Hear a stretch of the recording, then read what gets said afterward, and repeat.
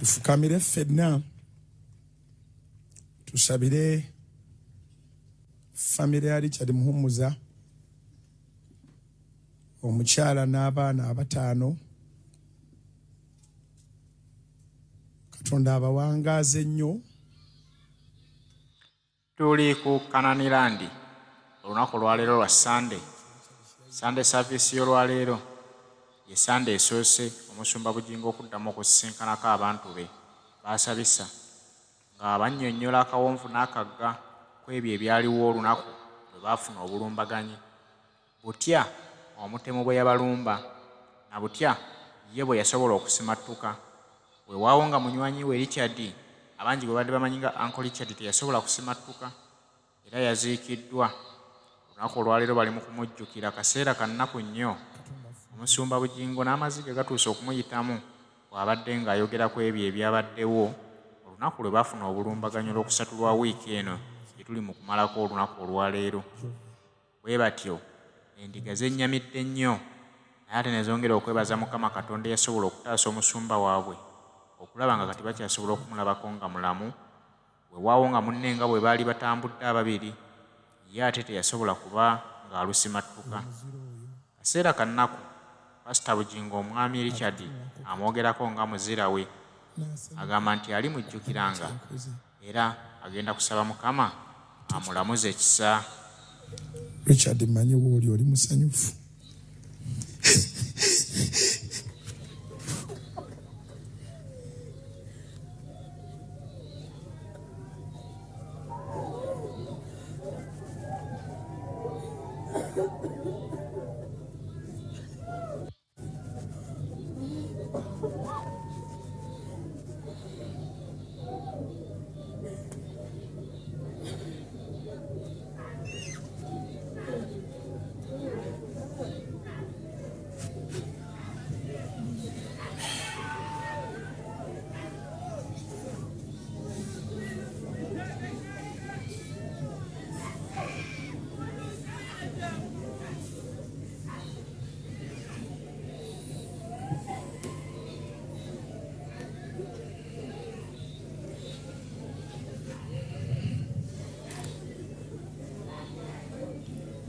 Richard tetujja kuswaza.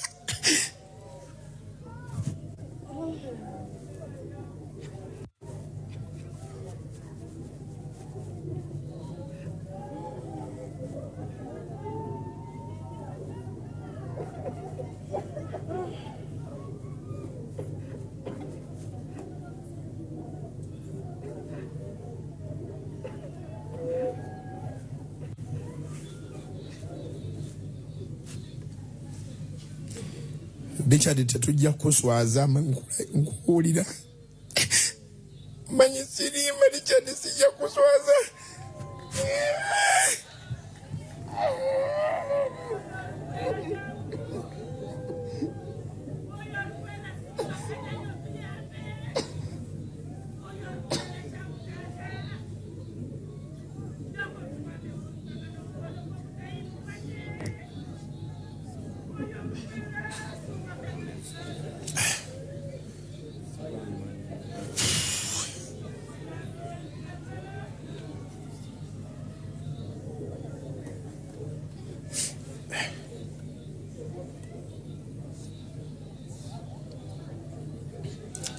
Hallelujah.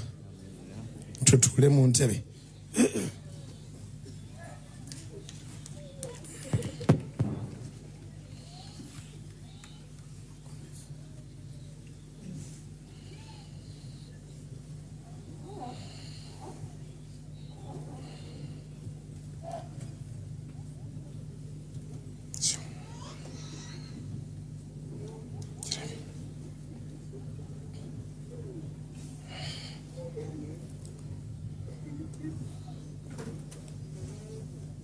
Mukama yebazibwe.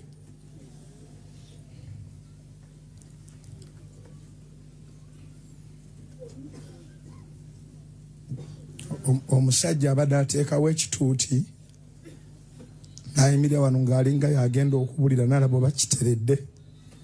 Waali musanyufu yakifiiriridde.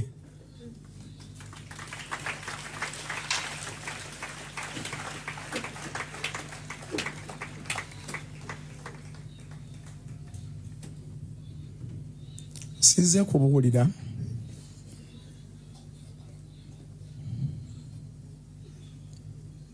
but I have come to celebrate the life of a hero by the names of Richard Muhumuza.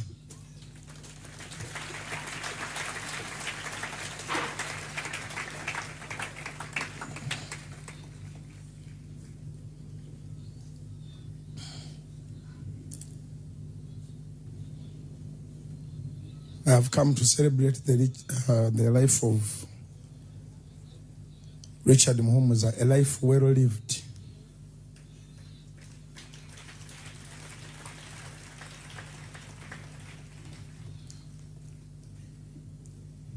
He has been selfless to the last minute.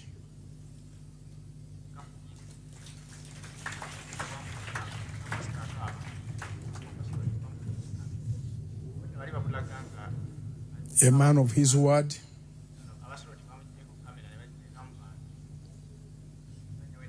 a genuine man,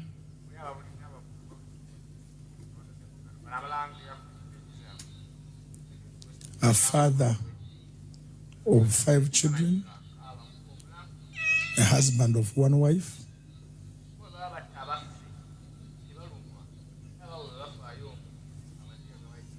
a patriotic man,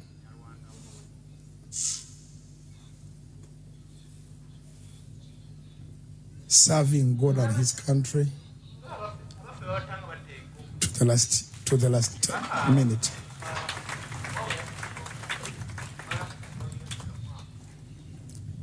To tell you the truth, I cannot say that goodbye, Richard. Richard will always be with me. Richard will always be with us. We will always be with Richard.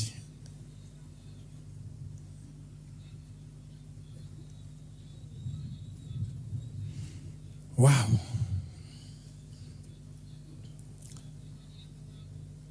Size kubuulira zize tujagulize wamu obulamu bwa Richard Muhumuza. Erinnya ly'eddala lye mubadde mutamanyi bamuyita Mulinda. Abadde Richard Muhumuza M naye ng'eyasirisibwa ye Mulinda.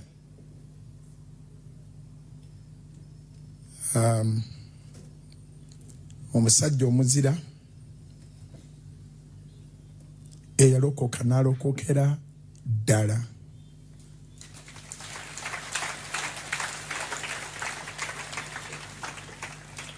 Yalokoka n'alokokera ddala. Muganda wange Richard yandeetera okukkiriza nti famire si ffe tuzisalawo. Weekanga bwekanzi ng'ozaaliddwa mu famire. Naye ate osobola okusalawo ani anaabeera muganda wo. Obeera ne muganda wo oli gwe babakebera mu musaayi nga muganda wo, naye n'obeera ne muganda wo gwe weerondera mu mutima gwo. So Richard abadde muganda wange yannonda, nange ne mulonda mu mutima.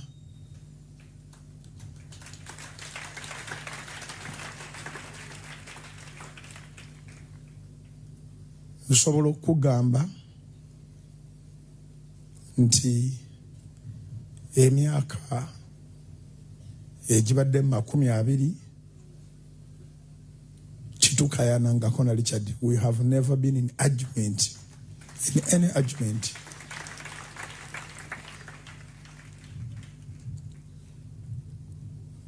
Wabula yabadde amanyi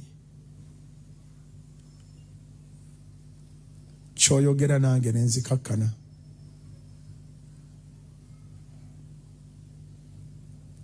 Yabadde amanyi engeri gyanzikakkanya. Okwagala kwa Richard tekusangika.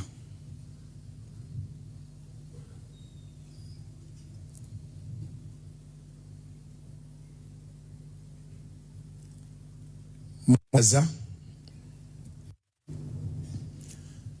okunjagala paka kukuwaayo obulamu bwe.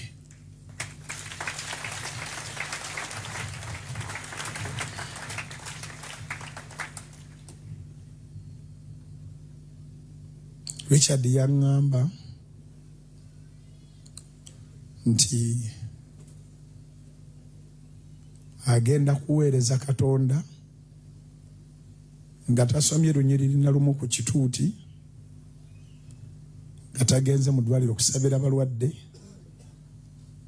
ate n'ekirala kyakoze wabula agenda kuweereza Katonda nga andabirira.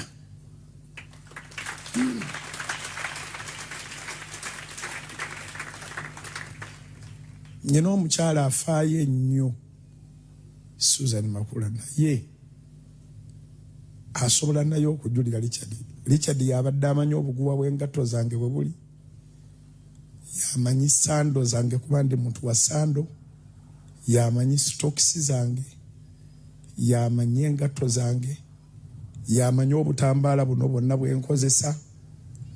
Richard nga yamanyi buli kintu. Richard nga yamanyi buli kintu.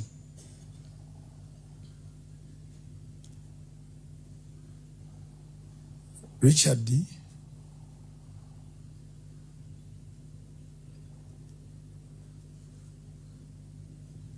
yaŋŋamba emyaka 10 egiyise nga tutandise batifale kati batandise House of Prayer kati gigenda kwera 13.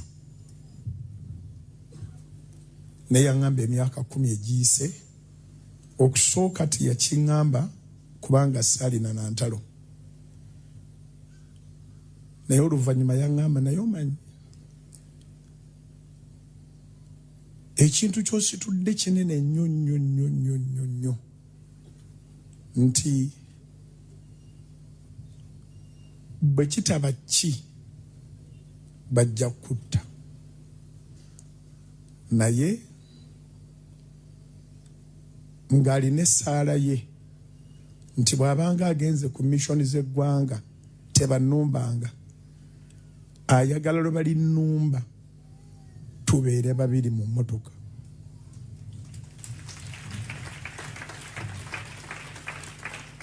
Nga nkisazaamu mukyala wa kimanyi, abaana bakimanyi, ayagala tubeere babiri mmotoka lwe balinnumba lwonna. Era nga ngamba Daddy, egali b'amasasi 10, 9 nja gatwala, limu lye liri kutta. Agamba gali beera amasasi nga 10, ago matono, ago nja gatwala gonna.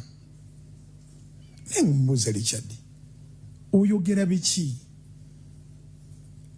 Richard n'aŋŋamba nti Mukama yakuyamba n'akubikka amaaso, wandibadde n'amalala. Tomanyi kyoli, tomanyi kyogasa bavubuka, tomanyi kyogasa ggwanga, tomanyi kyogasa mu bwakabaka bwa Katonda.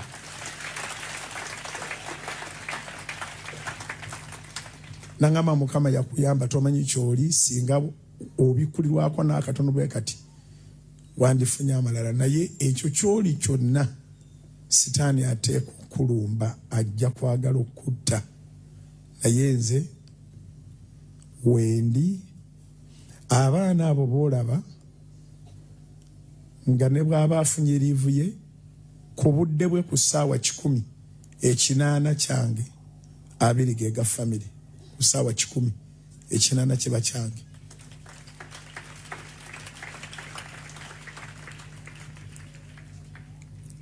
Abaana nga bakimanyi balina baddadi aba. Naye engeri gye nnyina tayito ya pasita, omwana bw'atannamusanga ampita daddy, ampita pasita. Naye nga kiri okay. Era twava bulungi ewaka nga tumaze okubuuziganya, famire eri wamu. Omukyala yazaala omwana omulenzi, abadde n'abaana abawala 4. Mukama ne tumusaba wano n'abawa omwana w'obulenzi, era ye mwana wa myezi 2 kati.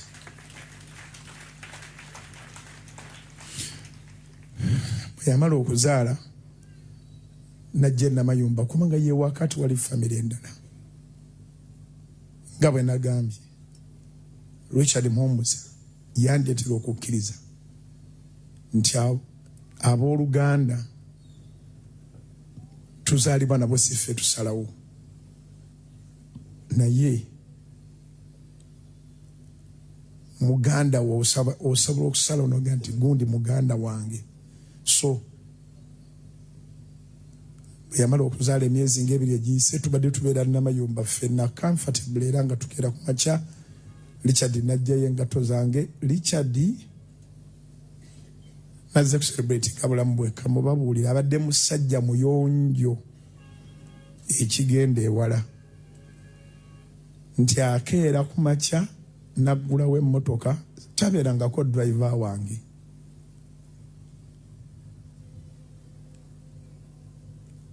naye Richard emmotoka omugitadde bwabanga lw'ebisooto bingi ng'agivuga n'agijjawo n'agiteeka ewantu nga wakalu abula kusooka nabo okulongoosa naye nga ye ng'omuntu muyonjo nnyo n'agiggula buli kasonda konna n'akalongoosa tugenda okutambulira mu mmotoka ng'awulira ali comfortable abadde muyonjo munda ne kungulu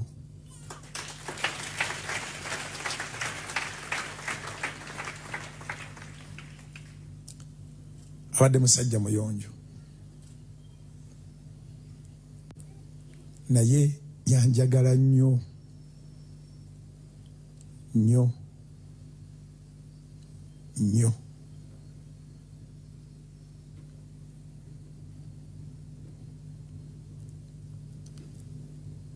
ebintu by'owulira bye boogera nti ngamba bye babeera boogera nga waliwo afudde bannange abaana biki bano tebaliiko okweyama baana bange tubeera ffenna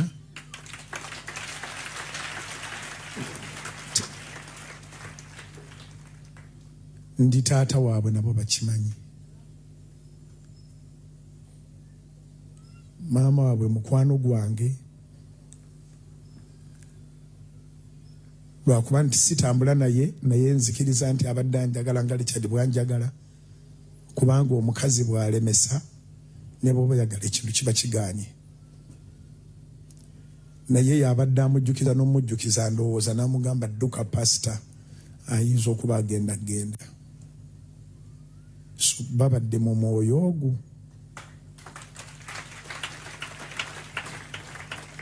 babadde mwoyo gumu so Richard emyaka nga 10 nga buli mwaka atujjukiza emirundi egiwera 5 nga mukyala wa kimugamba n'abaana ng'akibagamba nange ng'akingamba nti wonna we tugwira masasi bwe gaba mangi nja kufa naye afe naye nga nja kufa matono bwe gaba nga 10 awo nga aliko omwoyo ayogera naye agajja gatwala kyenasembayo okuwulira nga abuusanguddeko bw'ati kyenasembayo okuwulira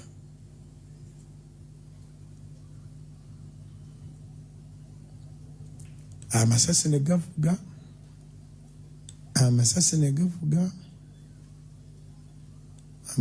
gavuga bwe gaasirika ekirowoozo kye nali nnyina kuba nali mpulira nga nkyali mulamu kyakutwala Richard kujjanjabibwa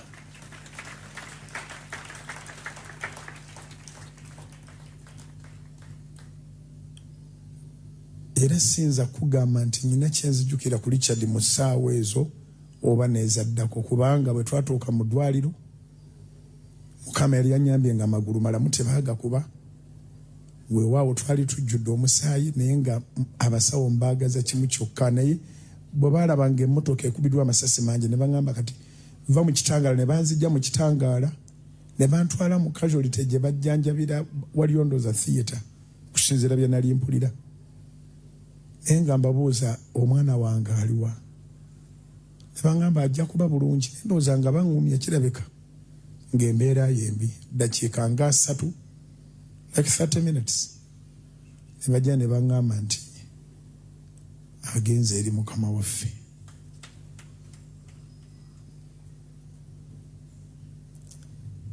wano siri mulamu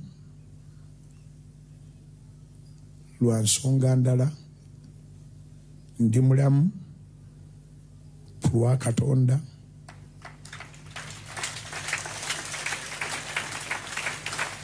ndi mulamu ku lwa Richard eyeewaddeyo nga ssaddaaka,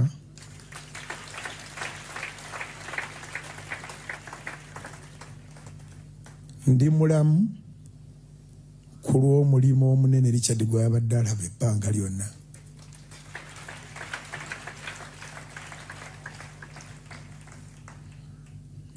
Omulimu tujja kugukola.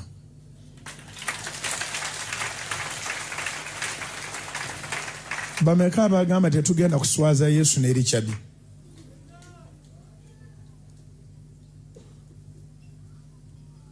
Kama tuwe ekisa. Yemusse emikono okole obweyamo mu mutima gwo, titogenda kuswaza Yesu ne Richard muwummuza.